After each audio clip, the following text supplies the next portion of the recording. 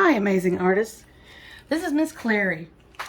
I'm going to paint a little bit of the color wheel so that you can see how to do it easily and quickly. So here are the paints that you'll get. You'll have black and white. You'll have a red, yellow, and blue. You may be saying, that's not red, that's not blue. But they are the perfect mixing colors.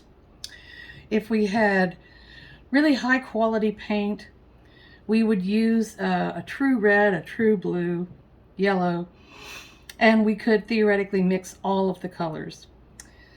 But using the mixing colors, the mixing primary colors, the magenta and the turquoise will give us beautiful purples and greens. And for the project that you're making, I chose to give you the mixing colors instead of the strictly primary colors. So to just get started, you can right off the bat use your yellow and paint in the yellow square on your color wheel. You can use the magenta, paint in the magenta for the red. For the blue, you can paint in this turquoise blue, and these will be your primaries. And it'll be good to paint them in right away so that you can fix in your mind that when you want red, you're going to use this red, the magenta. When you want blue, you'll be using this blue. So then I was going to do the tint of red and a shade of red here to finish the color wheel. So a tint is a color that you've added white to, and a shade is a color that you've added black to. You're going to always start with the lightest color. So I've got red here, and I used that to paint in the color on the color wheel.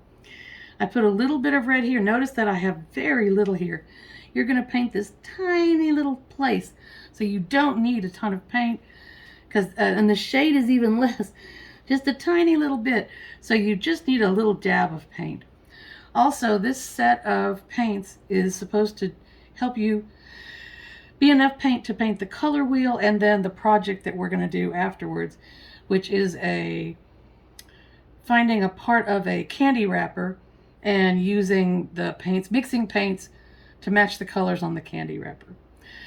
So it'll be good if you don't use up all the paint just to do the color wheel, which you should not. So you just need a little dab will do you.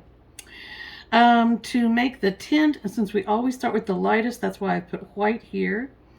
So I can take some magenta red, and mix that here.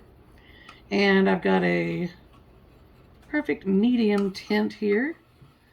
So you would say kind of pink, because when you add white to red, you're going to get pink. So I can paint that in.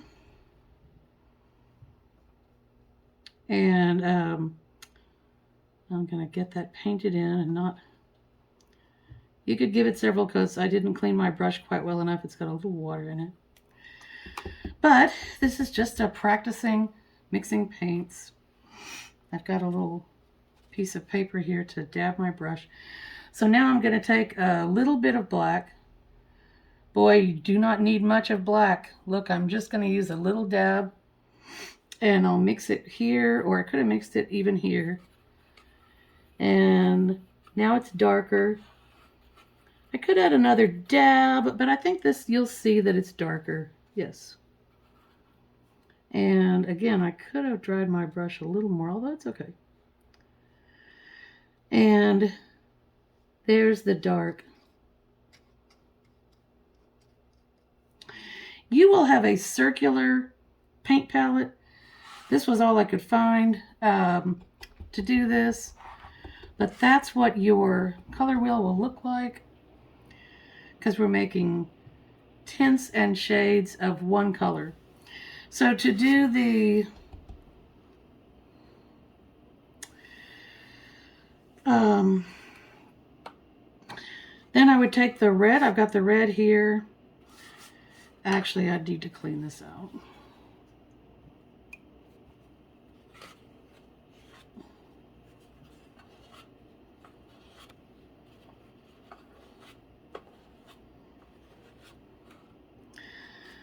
Put red in here. got that one. Yes.